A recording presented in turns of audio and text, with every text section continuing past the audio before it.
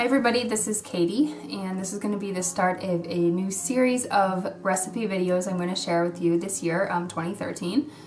Last year in 2012 I shared some of our weekly meals. So meals we had for 1 week out of each month of the year, and I get a lot of requests for recipe videos, and it's something I haven't done a lot of because I don't feel like I'm very good at making them. So this year I'm going to try to get better at that.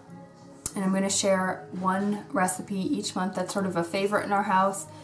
It will be seasonally appropriate, at least for people in North America probably. I'm actually going to cook it along with you, show you everything I'm doing as I talk about it. So today, this is January, and our first recipe is a sweet potato black bean chili. I actually do not know where the recipe came from. I just jotted it on a piece of paper, so if this sounds familiar to you, if you have this recipe in a cookbook or you know where it came from, maybe online, let me know please. It's been in our rotation for several years, and actually when we lived in Alaska we hosted a chili cook-off with friends, and one year this won Best Vegetarian Chili. It's actually a vegan recipe, but you can modify it however you want. You can add meat if you like, you can add cheese and sour cream in serving to make it just vegetarian. You can switch out different types of beans or anything. So I'm going to show you this chili just the way I have the recipe written, but feel free to make modifications based on your family's taste and needs. Alright, if this sounds good, let's get started.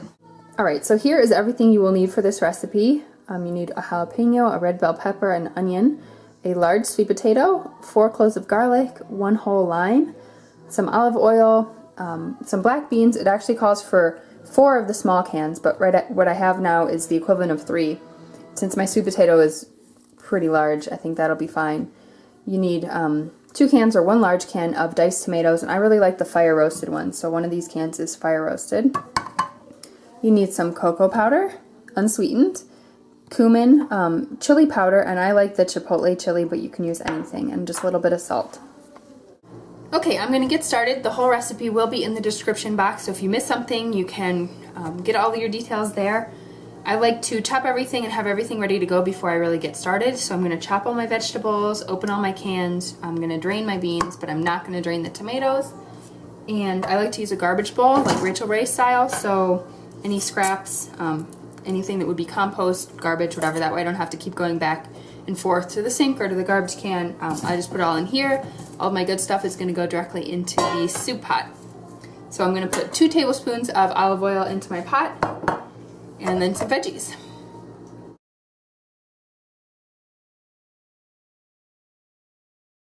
Okay, our onion, garlic, and pepper are sauteing with 2 tablespoons of olive oil over like medium heat for just a few minutes until they're soft. So while that's going, I'm peeling and chopping the sweet potato.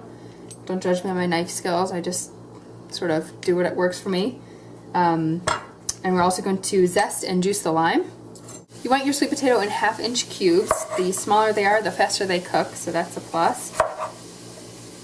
Sweet potato is such a good winter vegetable because they last a really long time in your pantry, and they're usually on sale around the holidays. And they're really good for you. We want the zest of a whole lime, so there's no measurement you're looking for. You're just going to zest as much as you can. And while you're working, you want to stop and make sure you're stirring your vegetables on the stove so that they don't burn.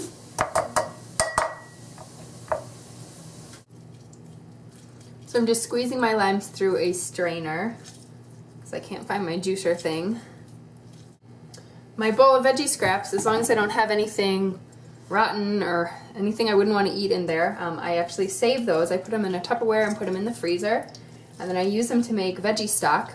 So just a kind of a cheap and easy way to do it with things that you already have that would otherwise go to waste. I have a video on how I do that using the crock pot. That is way back in my archives. I will link to it if you want to know more about it. But it's really nice to have fresh stock always on hand, just to use in soups, of course, but also for things like making rice in place of the water. Just gives it a little extra flavor and some extra nutrients. Alright, my lime gave me just shy of a 1/4 cup of lime juice. That should be fine. So this stuff is all going to join my vegetables in the pot right now.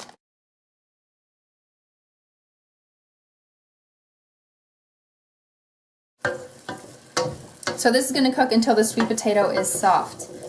stirring every so often. The last thing to chop is the jalapeno. You do want to remove the seeds, and if you have like a latex glove, that could be good to wear. I usually use just a Ziploc bag to protect my hand, so that way I don't touch the pepper and then touch my eyes.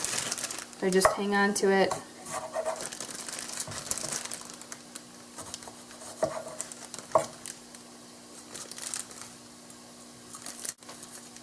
And the seeds I do dump directly into the trash. If you really don't like spicy food, you can leave the jalapeno out, but I do think it adds something special. The kitchen is starting to smell so good. The lime and the yams. I just think chili is one of the best things, just all the warm flavors and everything.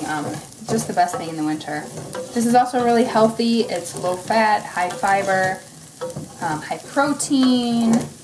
The yams have vitamin C, potassium. This is just overall an inexpensive, filling, pretty healthy meal. We are just about ready to add in the rest of our ingredients, all the tomatoes, beans, jalapenos, and spices. Okay, it actually took me about 25 minutes this time for the yam to get soft. So everybody else into the pot now.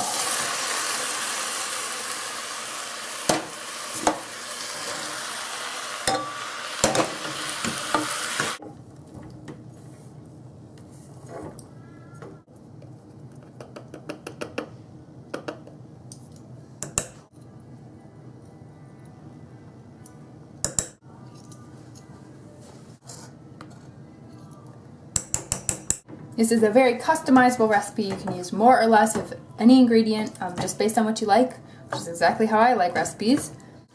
Alright, we'll give it a final stir and then we will turn it down to low just to simmer for about 10 minutes, covered.